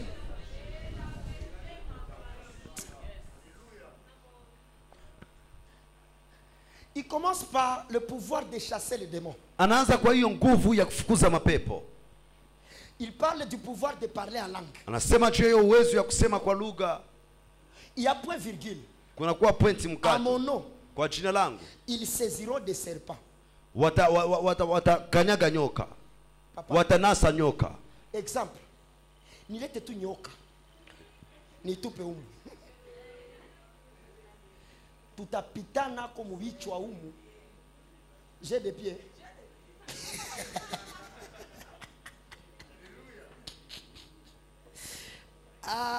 Ces choses doivent être expliquées à l'église. Hivi tunapaswa fasiriwa kanisani. Et c'est pourquoi je suis debout ici ce soir. Ndio maana niko hapa jioni ya leo wima. La Bible dit, Biblia inasema ils saisiront les serpents, watachukua nyoka, point virgule, pointi mkato. à mon nom. Kwa jina langu. S'ils boivent quelques breuvages mortels, Kawa wanakunya kinachoua, ils ne leur feront point mal. haitawazuru. Point virgule, Pointi mkato. à mon nom. Kwa jina langu Ils imposeront les mains aux malades watawekea wagonjwa mikono et les malades seront guéris. na wagonjwa watapona. Point. Pointi. Pour dire Ili kusema l'autorité mamlaka de Dieu ya Mungu s'exerce inatumiwa dans le nom katika jina de Jésus-Christ. la Yesu Kristo. Vous comprenez maintenant l'écriture qui dit, Mnazilewa saandiko inasema nous n'avons pas reçu un autre nom hatukupokea jina lingine par lequel ambayo kwayo nous serons sauvés. tutaokolewa. Seulement le nom Ni jina tu de Jésus-Christ. la Yesu Kristo. Maintenant la question, Asa swali, pourquoi tu utilises ces noms-là, kwa nini unatumia hili jina mais il n'y a pas de résultats liés aux promesses de ces noms? na hakuna matokeo inayoambatana na ahadi ya hiyo jina? Combien de nous imposent les mains aux malades, ils ne sont pas guéris? Wetu wangapi wanawekea wagonjwa mikono na waponi? Combien des hommes de Dieu qui sont en train de mourir avec le poison? Watu ngapi wa Mungu wako na kufa na sumu? Combien des hommes de Dieu à qui les démons sont en train de dire si t'atoka? Watu ngapi wa Mungu ambao pepo zinaambia sitatoka? C'est parce qu'il y a trois paramètres que nous avons oubliés Ni kwa sababu panakuwa vitu tatu en tumesahau ce qui concerne le nom de Jésus-Christ. kinachohusu jina la Yesu Kristo. Le pouvoir de ce nom n'est pas dans sa proclamation. Nguvu ya hiyo jina si katika Mais kuitangaza, premièrement, le pouvoir de ce nom est caché dans reconnaître le propriétaire du nom. lakini nguvu ya hiyo jina inafichwa katika kumjua mwenye jina. Reconnaître qui est le propriétaire. Kumjua kwanza nani mwenye jina, Parce que si toi tu as encore le Jésus-Christ de Nazareth, ça te regarde. kwa sababu kama wewe sasa uko na huyo Yesu Kristo wa Nazareti Nous, nous vinakuona. croyons au Jésus-Christ ressuscité. Si tunaamini kwa huyo Yesu Kristo Paul aliyefufuka. est en train de dire, si Christ n'a pas été ressuscité, donc votre foi est vaine. Paulo yuko nasema kama Kristo angelifufuka imani yenu ingilikuwa Et bure. si vous regardez les épîtres, Na kama mnaangalia waraka, plusieurs parlent, on ne dit pas Jésus-Christ, on dit seulement Christ. huenda mahali pengi hawaseme Yesu Kristo, wanasema tu Kristo. Je vais vous dire pourquoi. Nitawaambia kwa nini. Parce que Christ c'est Yehoshua. Kwa maana Kristo maana yake Yehoshua, C'est le sauveur. ndio mkombozi. Mais Christ veut dire Kristo maana yake ouais.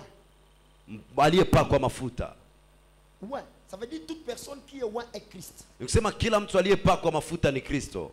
Ça veut dire si j'appelle un homme de Dieu Christ, je ne blasphème pas. Nikusema kama mimi naitwa mtu wa Mungu Kristo sikufuru. C'est parce qu'il est ouais. Ni kwa sababu amepakwa mafuta.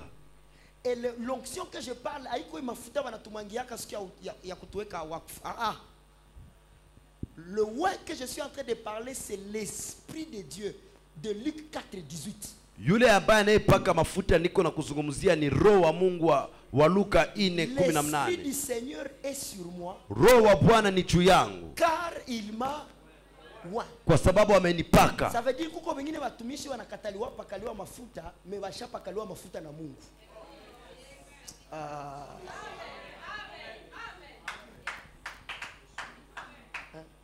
Bon, hawakupake tu mafuta juu hawakupendi. Mais Mungu alishakupaka mafuta. Na Mungu akikupaka mafuta, hata urate ile ya watu. Tutonesha tu kama ulishapakaliwa mafuta. Mais na hata watu bakupende, bakumalizia ko 20 litre ya oki.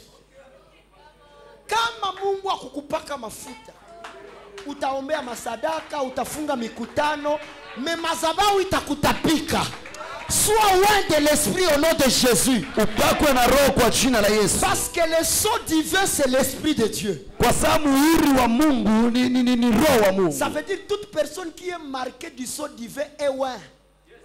Kila mtu anayekuwa na muhuri wa Mungu anakuwa anapakwa. Est-ce que quelqu'un peut dire amen? Pako mtu anayesema amina. Regarde ton voisin, dis-lui je suis un Christ. Angalia jirani yako mwambie niko Tu as Kristo. peur, tu es un Christ. Uko Kristo. Tu es un loin. Uko mpakaliwa. Je déclare tu es un loin. Uko mpakaliwa mafuta. Nous sommes de Christ. Tuko wa Kristo.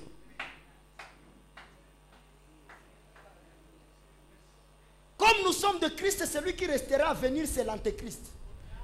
Kristo tuko wa Kristo ambaye atakayekuja atakuwa Il n'y mpinga aura Kristo. pas d'autre Christ à part nous. Hakutakuwa wengine wa Kristo Il isipokuwa ne sisi. viendra que ceux qui sont contre. Kutakuja tule wanaokuwa kinyume yetu.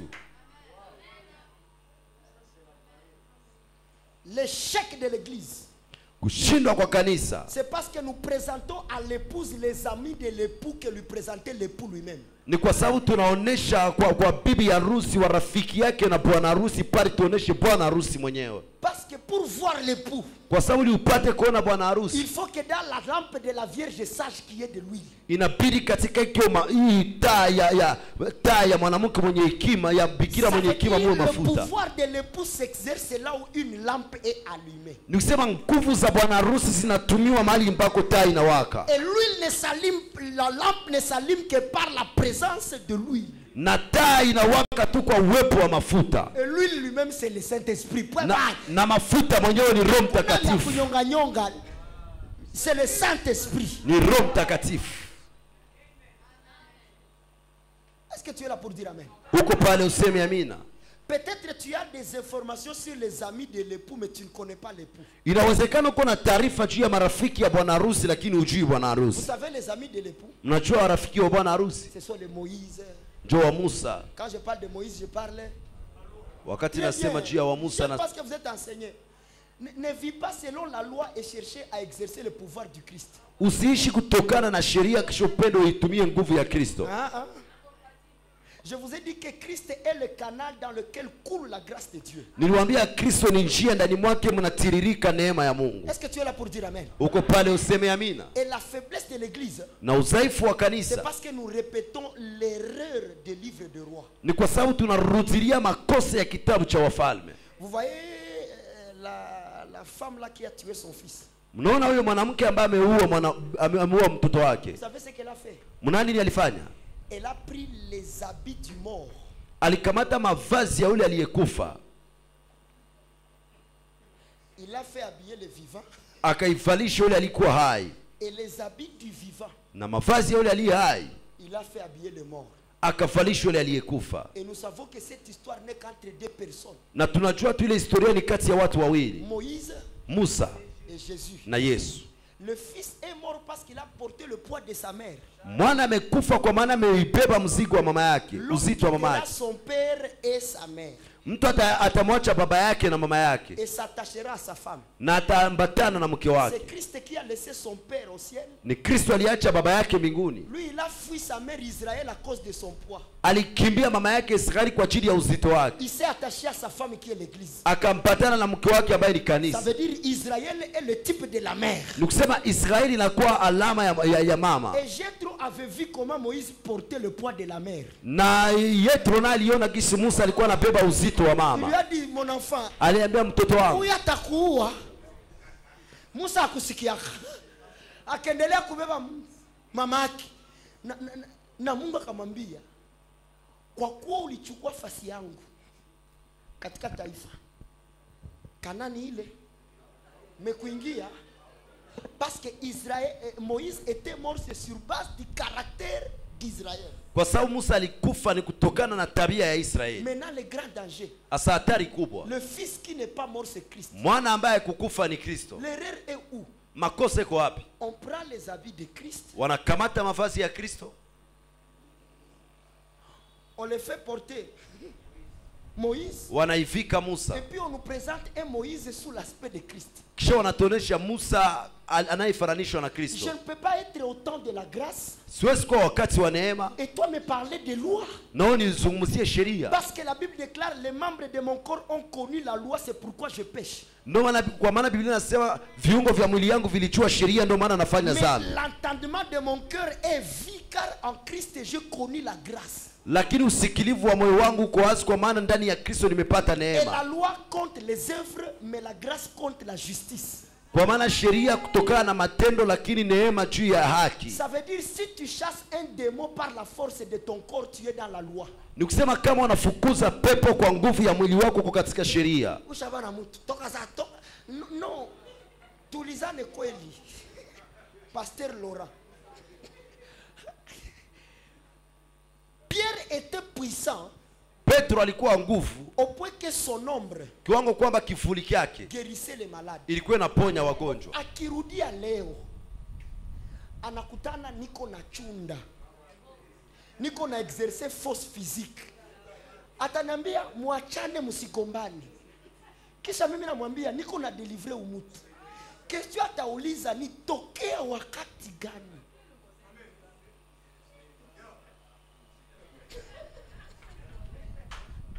Notre force n'est pas physique. Nguvu zetu si za kimwili. Ule dada yeye peke yake alisema mimi naenda. Nichu ulimponda macho akasikia na tatoboka. Pour que akukonsole akalalamika mimi naenda. Parce que un démon n'a pas besoin de parler pour partir. Kwa maana pepo haina haja ya kusema Un ni yeye. démon doit partir lorsque tu lui demandes de partir. Pepo inapaswa enda wakati unaiambia yeye. Reçois cette autorité dans le nom de Jésus. Pokea mamlaka kwa jina la Yesu. Là, vous voyez maintenant, dans l'église, il y a le combat. Asa katika kanisa panakuwa vita. Combat. Vita. Watu wanatoka na madori. Unajua sasa ni shetani ndio alilumia au batoto ya Mungu ndio balilumia. Les enfants de Dieu, Watoto wa Mungu, prends conscience de Christ zamirika juu ya Kristo. et tu vas jouer facilement avec le pouvoir de Dieu. Na utacheza mwepesi sana na nguvu Tu za vas Mungu. en bénéficier. Utaifaidia.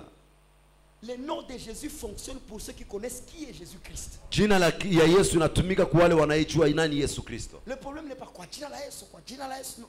Qui est Christ pour toi? Nani Yesu kwako?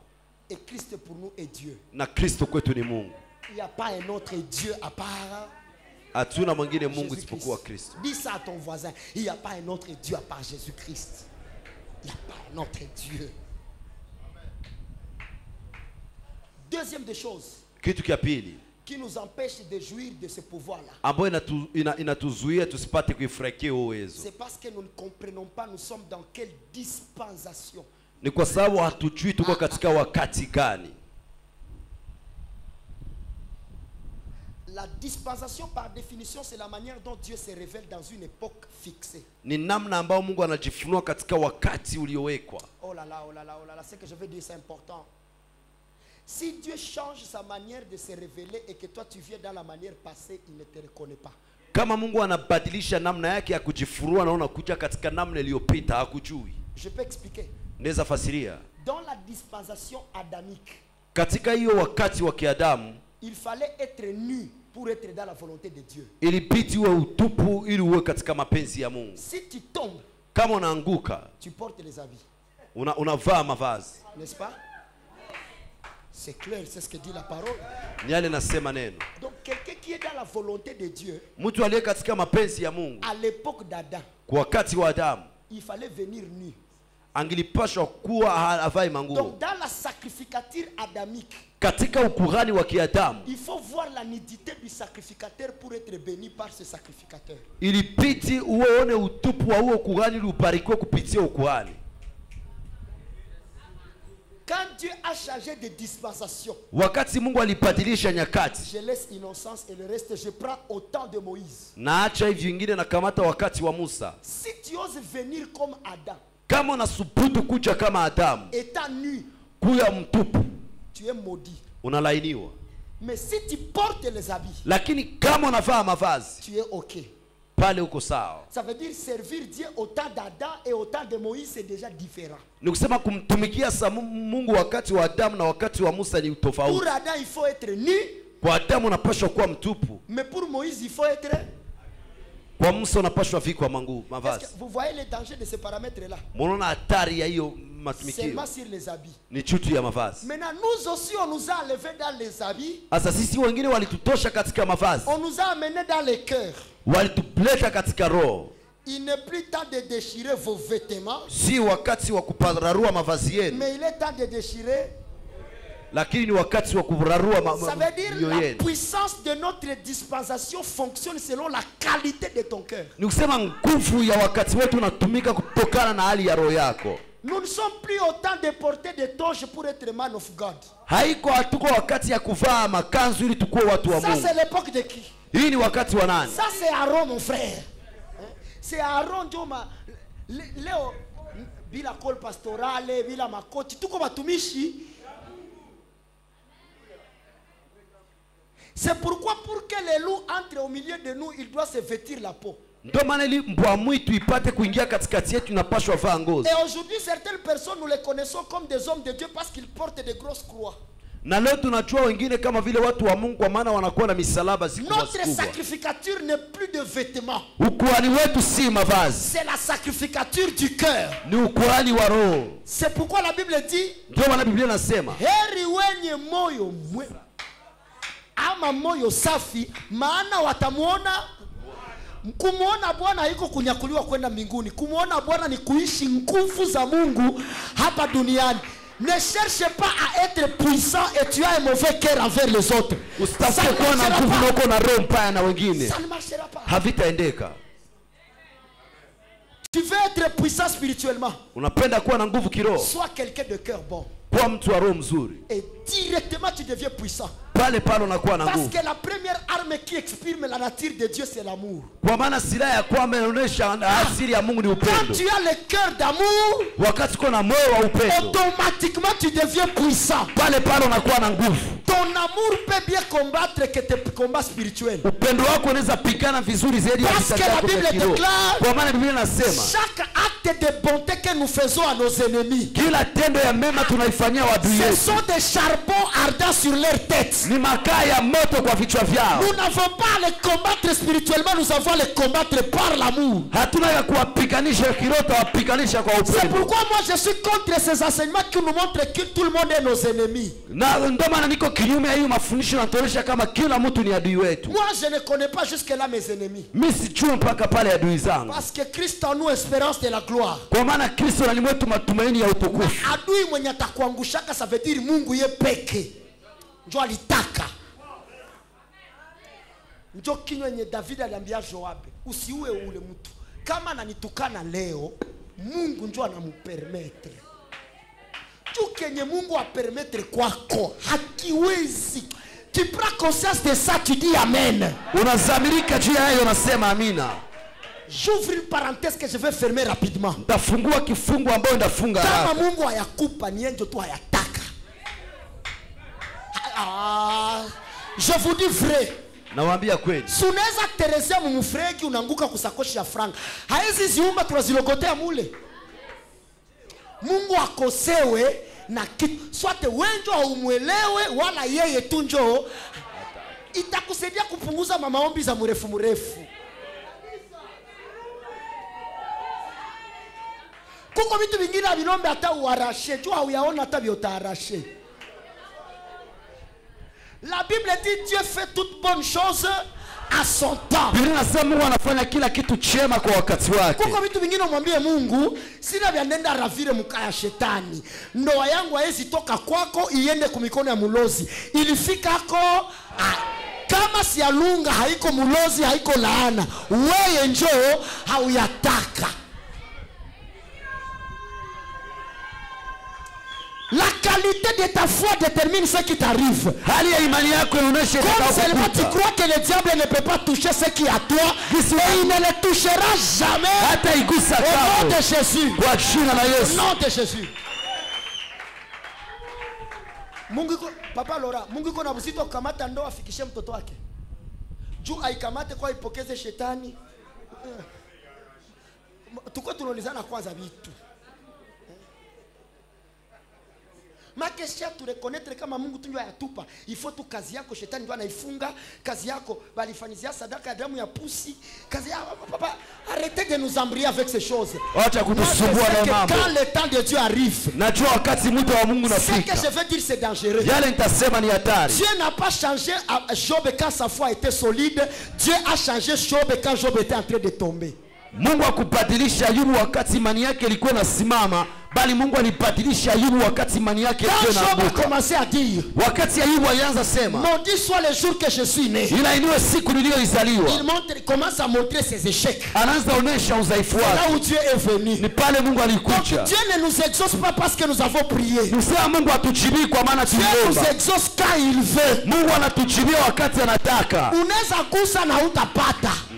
Meso na acha gusa njoo napata. Muagano la kale njoo maandiko yanasema utakula kwa jasho yako. Na muagano jipya msisumbukie chaku. Kuko vingine vitu c'est question de la dispensation. Kuko vitu vingine waambie Mungu kama siapata hivi wewe njoo utaki. Nende pigana mavita ya kiroho. Iko samta kena mbia sio kuko mulozi mweko na kia funga hii kanisa. Ai. Kona kia funga kanisa. Mie nifanye. Mwenye atatetea kanisa ni mwenye. Ndio maana babake na Gideoni akasema, Gideoni alichokoza Bali. Haiko niye ndio mtakia pigania Bali. Kama Bali ni Mungu, akuye yeye peke. Tukielewa hii principe, mahuduma hazitatusumbua. Kama ni vya Mungu ataviendelesha yeye peke.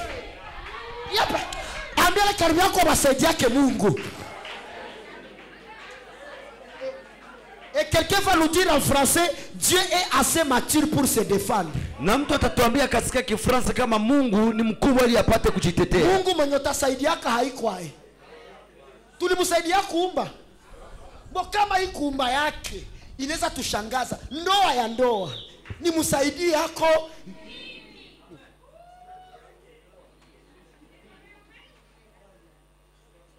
Punguza mahitaji bwana. Baba. Ule mtoto wangu mweko mikono wa mulozi. Mtoto yuko mkiuno.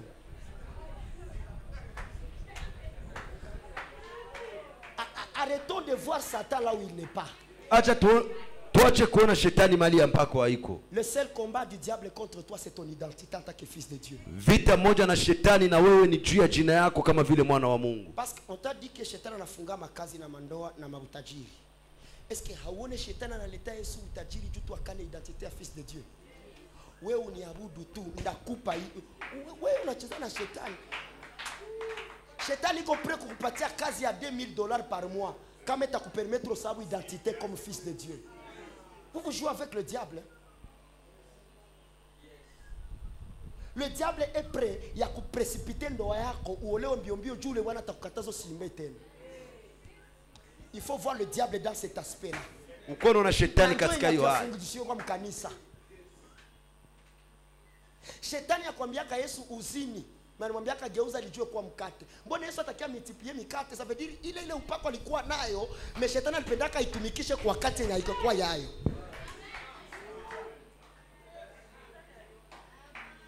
Na alikuwa anatafuta jilombea identité à fils de Dieu mumaeli. Ici je parle comme un docteur. Hapa nasema kama mwalimu. En réalité entre mtoto na baba, maandiko yanasema hakuna mtu matalomba babake mkate amupe. Sasa juu diabla aliwaka kwamba hana tena baba, akapendaka alete Yesu lijiwe juu amupe mkate arudie mu identité ya mtoto.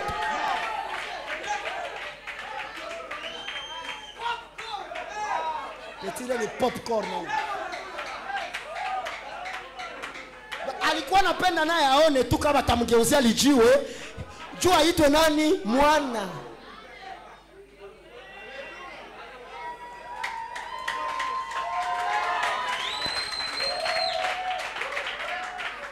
C'est l'identité. Ni jina.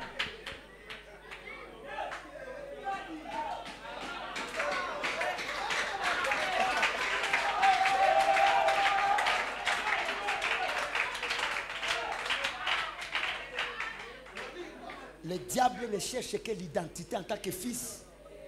Shetani anatafuta tu jina kama vile mwana wa Mungu. Il est tout. Est-ce que tu comprends la fierté d'être fils de Dieu?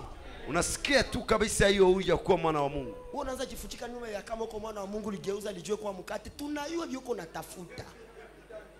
Hakuna atakayelomba babake mkate amupe. Yesu akamujibia. Mtu hataishi kwa mkate bali kwa neno.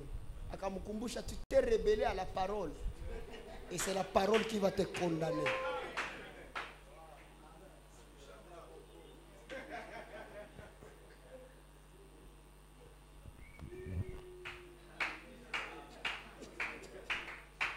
Munabarikiwa.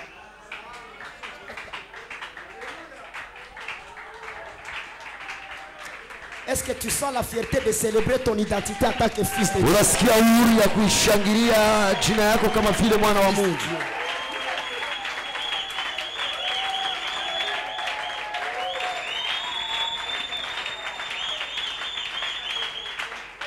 Lève la main, déclare je suis fils de Dieu. Inua mkono utangaze niko mwana wa Mungu.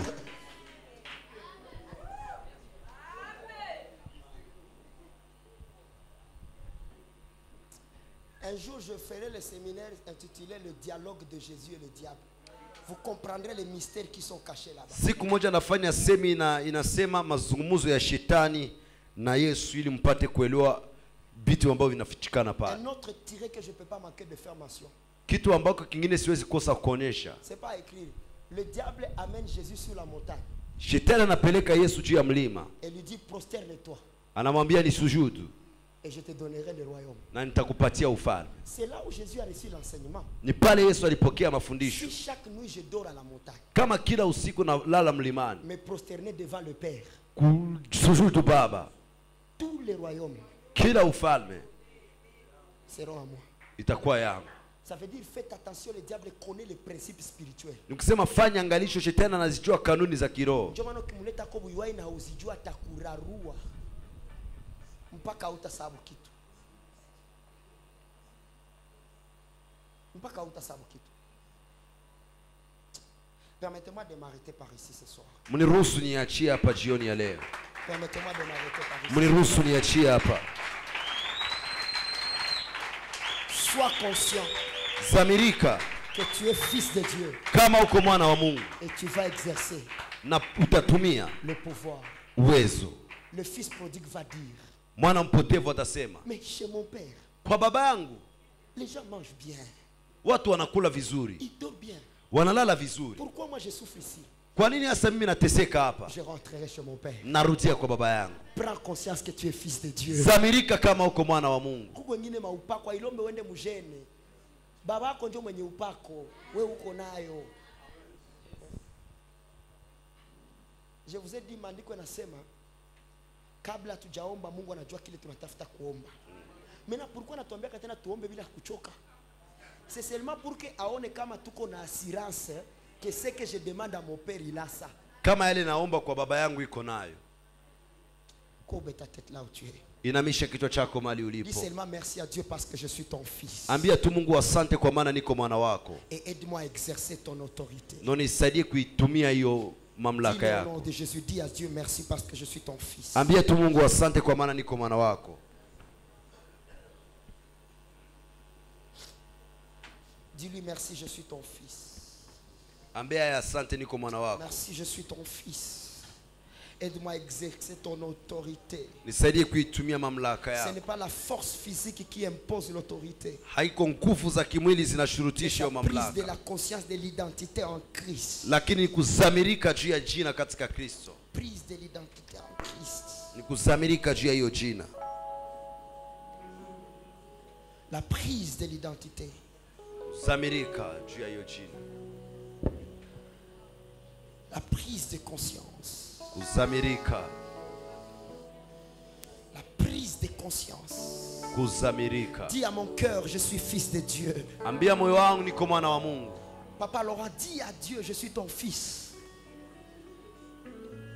Partout tu vas imposer tes mains. Mali kote utaweka mikono yako. Aïe, aïe, aïe. Un fils de Dieu partout où il est, Mwana wa Mungu mahali pote alipo, il exerce le pouvoir de son père. anaitumia nguvu za baba yake. Hakuna bulongo inaweza tukatala, tuko watoto ya Mungu. Seigneur, si à ceux qui ont échoué à Bukavu, nous allons réussir. Parce que nous sommes tes fils. Nous exerçons l'autorité que tu nous as donnée. Tunaitumia mamlaka uliyotupa. Juu kazi yako iendelea, tutajiua. Tu as toujours soutenu tes enfants. Unasapoti kila mara wana wako. Lève la voix et commence à déclarer. Déclare seulement des choses. Inua sauti yako na utangaze tu vitu. Dis à Dieu, je demande ma gloire. Ambia Mungu, naomba utukufu Je wako. demande mon changement. Naomba mabadiliko yako. Parce que je suis ton fils. Kwa maana niko mwana wako.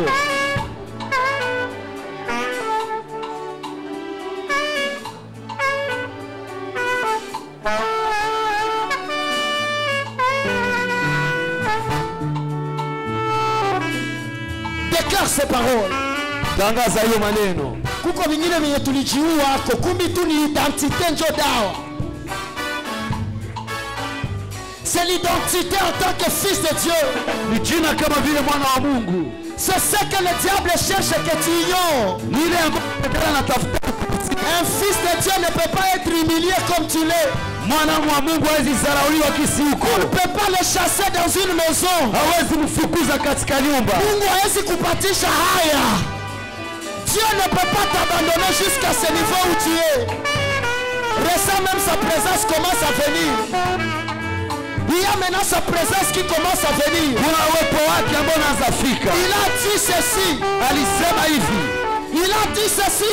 Alisema hivi. Vous avez reçu un esprit. Mulipokea roho. Pas l'esprit de l'esclavagisme. Hapana roho ya utumwa. Mais un esprit qui vous permet de crier. Hapa lakini roho inawaruhusu. Abba Père. Abba Baba. Dans ce problème. Katika matatizo. Arrête de faire le combat spirituel. Acha kufanya vita vya kiroho. Seulement je t'appelle mon père. Ambia tunakuita baba On yako. vient défendre ton enfant. Huyo mtetee mwana J'ai wako. déjà tout fait. Nishafanya vyote. Je n'ai rien vu. Sijaona Et kitu. ce soir, Lakini jioni ya leo viens jouir nakuja furahikia pouvoir de mon identité. nguvu ya jina yangu. Siko mtoto wa Maibobo. Siko mtoto wa Kalombalomba. Mon père est créateur. Baba yangu ni muumbaji. Mon père est roi. Baba yangu ni mfalme. Mon père est majestueux. Baba yangu ni wa utukufu. Il est créateur. Ni muumbaji. La maladie ne me fera rien. Magonjwa haitanifanya kitu. Il est le roi des rois. Ni mfalme wa Je wafalme. n'ai pas à être pauvre. Rais wa Je uzaa. n'ai pas à être pauvre. Kuwa Mon maskini. Dieu. Commence à prier avec précision.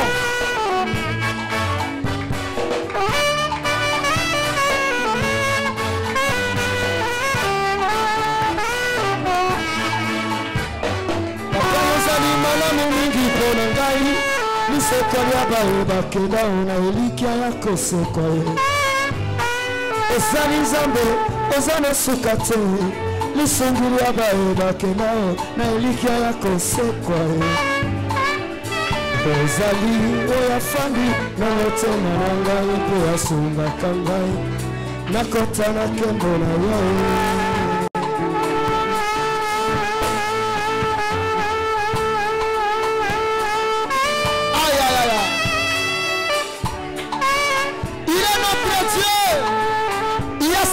Du pouvoir. Tu n'as pas seulement le pouvoir de chasser les démons, tu as le pouvoir de parler en langue et que tes pères t'écoutent. Exerce ce pouvoir-là de parler ce soir. Toi, tu as de quoi la démon. Toi, tu as de quoi la malosi.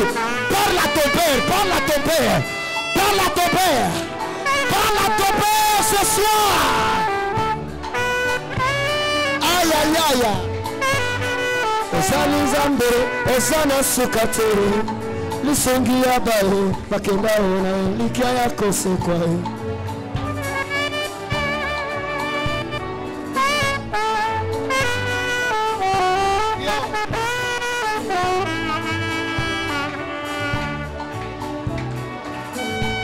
Quelle atmosphère! Prends conscience de ton identité. Docteur Faraja, tu es fils de Dieu. Kuko venye tuko tunaona muhuduma venye tupashoona. Haiko hivi ndio mtoto wa mfalme anaweza ishi. Papa Alain, nous avons un Dieu. Si tu sens l'amour de Jésus, tu vas voir ce qu'il va faire.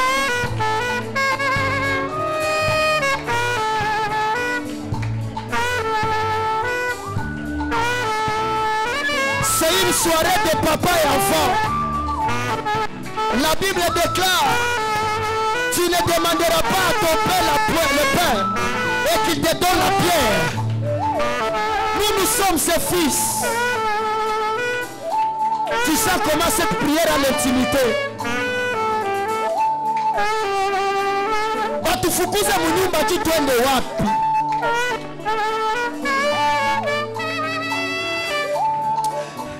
Zile nguvu za wokovu zilienda wapi? Juu mtumishi wa Mungu waibike mba mwa hii nivo. Banaanza ita bapastere ba escrow. Juu tu abana kisa kulipa nyumba. Mbona ni huduma ndio na kukula nguvu zako zote? Na wao walikuwa na nguvu za kwenda tafuta msoko. Na wao walikuwa na nguvu za kwenda chimba oro. Na Mungu atakuita wewe ni mtumishi wangu. Mwambie papa, ngamwana na yeye na yeye.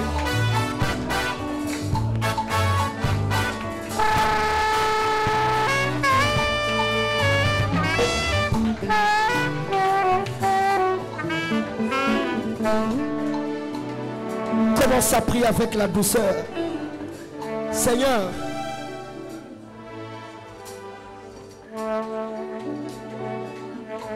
splendeur, c'est ton église, papa. C'est ton église, c'est pas mon église. Je prie pour toutes les églises de Bukavu.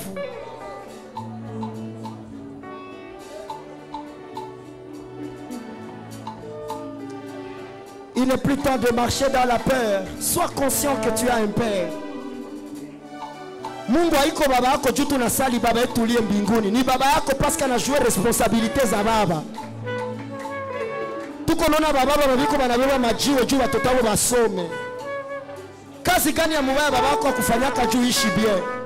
Ndio maana baba yetu nakafanya kazi ya mazarau pale msalabani. Juu tuishi bien. Dieu est assez responsable.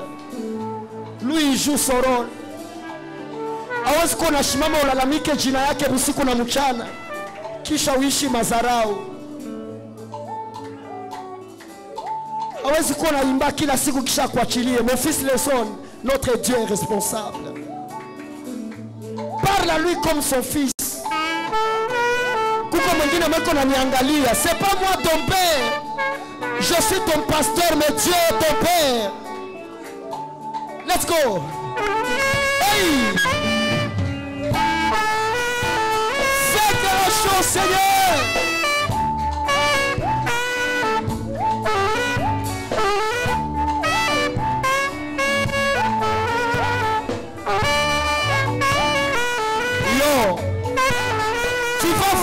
cette prière va changer ta vie.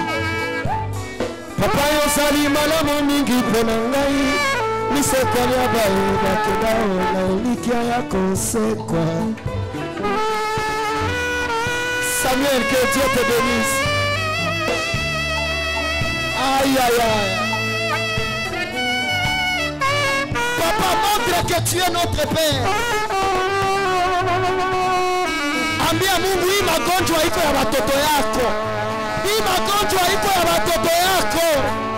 Hii ukosefu iko ya watoto yako. Hii mazarau iko ya watoto yako. Hii mazarau iko ya watoto yako. C'est pas comme ça que tu traites tes enfants.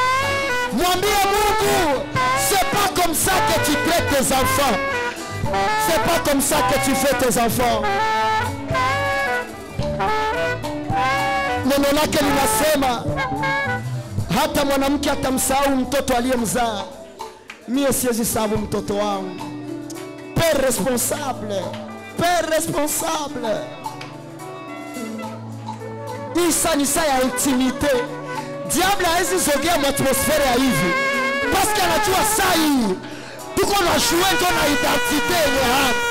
Mulozi haezi karibia hapa saa hii. C'est une soirée de l'identité. Identité. Oh Jésus. Pasteur Tibala, identité. Leo kila mtumishi wa Mungu kuonekana sana ni farse. Ni juu baba yetu alikuwa yasemaka. Pasteur Pierre, identité. Maman Suzanne, identité. Je vois maman est concentrée. Maman précieuse, identité. Docteur Faradja, mon frère. Notre identité de fils de Dieu. C'est ce qui nous rend spécial. Yahweh. Quelle dimension de la prière.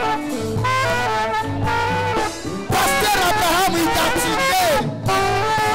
Mungu achie watoto yake. Mungu apatishe watoto yake haya. Il est responsable. Papa Kobi, Dieu était peu responsable. Ah, mon fils Irenge, Dieu était papa responsable. Pasteur Crispin, Mungu ni baba mwenye responsable. Tulikuwa tunashindwa, tulikuwa tunajipigania. Na magharibi ya leo, mwambie baba fanya kazi yako.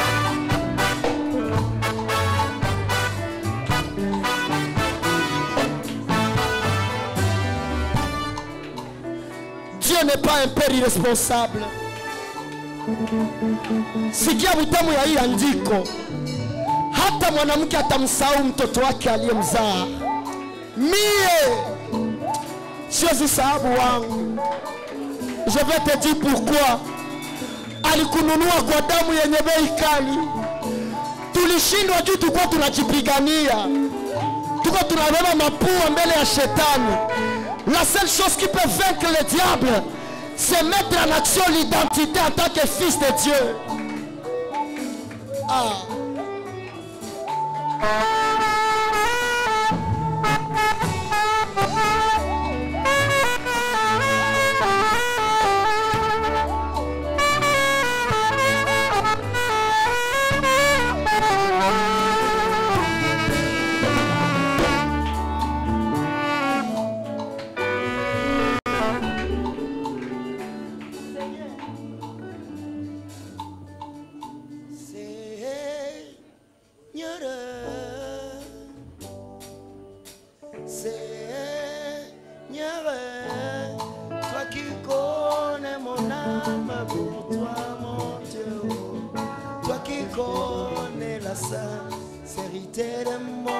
Chante-le.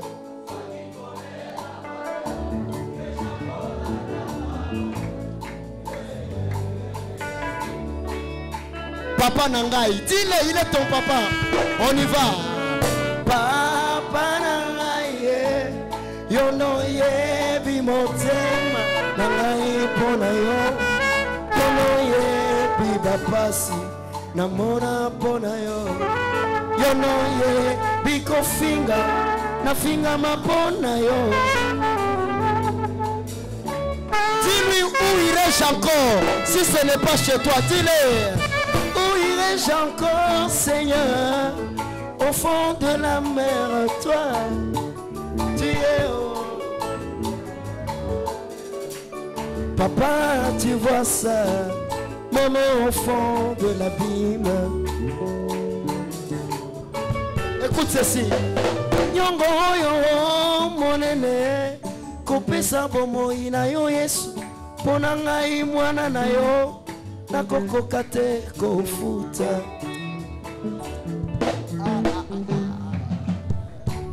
Est-ce que tu peux célébrer l'identité de Jésus? Assis-toi là où tu es, assis-toi. Nous